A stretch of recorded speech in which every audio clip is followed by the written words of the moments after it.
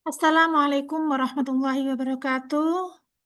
Teman-teman di seluruh Nusantara, kali ini kita akan belajar terkait dengan sejarah pendidikan Islam pada masa dinasti Abbasiyah. Saya Miftah Kusuma Dewi, dosen Universitas Pangeran Diponegoro Nganjuk.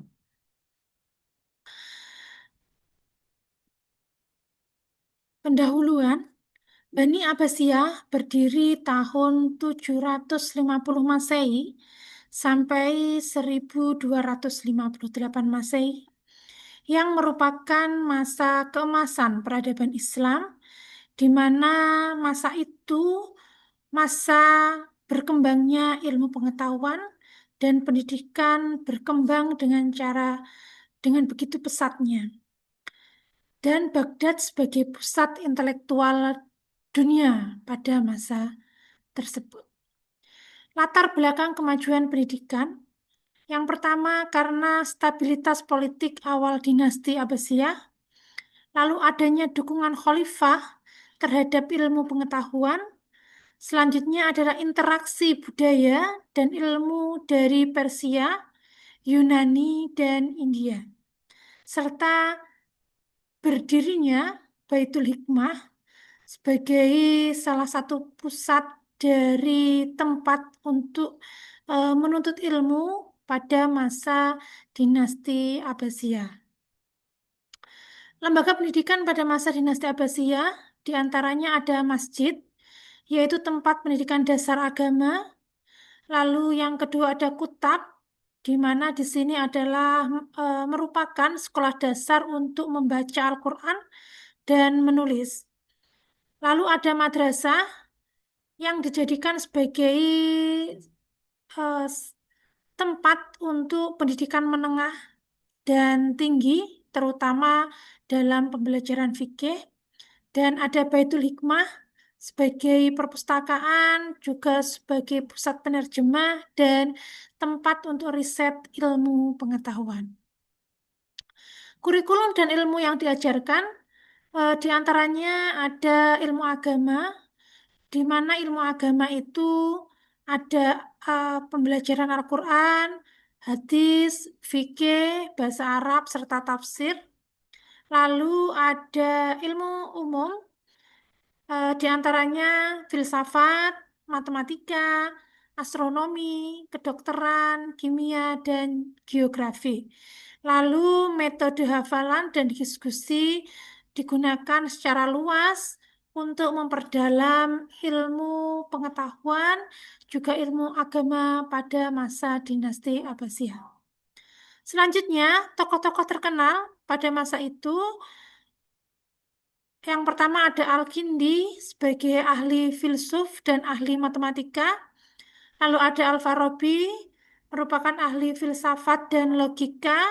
Lalu Ibnu Sina, atau yang dikenal sebagai Avicenna, beliau adalah eh, ilmuwan dalam bidang kedokteran yang juga kita sebut sebagai dokter pertama ya. Lalu Al-Khawarizmi, ahli dalam matematika dan algoritma. Lalu yang selanjutnya ada Al-Ghazali, yaitu ahli filsafat dan tasawuf. Peran khalifah dalam pendidikan. Sebagaimana kita ketahui, salah satu khalifah dinasti Abbasiyah atau Bani Abbasiyah pada masa itu ada Harun ar-Rasyid dan putranya Al-Ma'mun, yang merupakan pendiri Baitul Hikmah. Karena beliau ini dikenal sebagai sosok yang cinta ilmu pengetahuan, lalu memberikan dana dan fasilitas bagi ilmuwan, dan mendorong penerjemah karya asing ke dalam bahasa Arab, agar orang-orang dari Arab mampu memperdalam keilmuan jika buku-bukunya sudah diterjemahkan ke dalam bahasa Arab.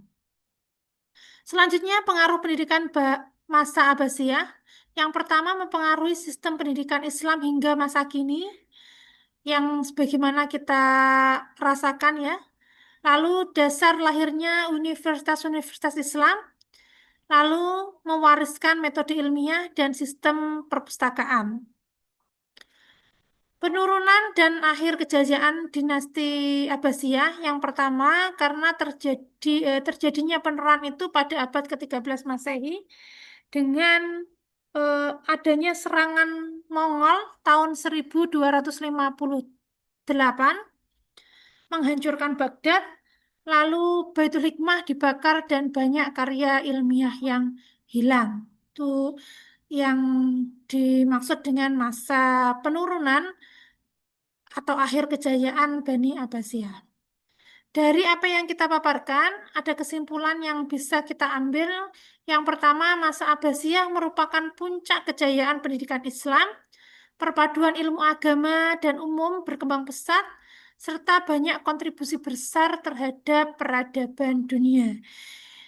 Seperti itu terkait pendidikan Islam masa dinasti Abbasiyah. Untuk memperdalam lagi bagaimana terkait metode dan lain sebagainya, di sini ada bahan diskusi yang dapat kita diskusikan bersama-sama. Yang pertama terkait peran Baitul Hikmah dalam perkembangan ilmu pengetahuan itu seperti apa saja. Lalu yang kedua kebijakan pendidikan Khalifah Al-Ma'mun terkait perkembangan ilmu pengetahuan juga agama. Selanjutnya kontribusi tokoh intelektual pada masa Abbasiyah. Yang keempat ada analisis model pendidikan pada masa Abbasiyah. Yang kelima faktor kemajuan dan kemunduran pendidikan masa Abbasiyah. Bahan-bahan diskusi ini bisa kita diskusikan bersama dengan membuka literatur-literatur baik dari buku atau jurnal-jurnal ilmiah terkait perkembangan pendidikan pada masa dinasti Abbasiyah. Seperti itu. Dan dari bahan diskusi ini kita akan banyak mempelajari lebih mendalam terkait pendidikan pada masa dinasti Abbasiyah. Seperti itu, terima kasih atas perhatiannya dan saya ucapkan terima kasih. Wassalamualaikum warahmatullahi wabarakatuh.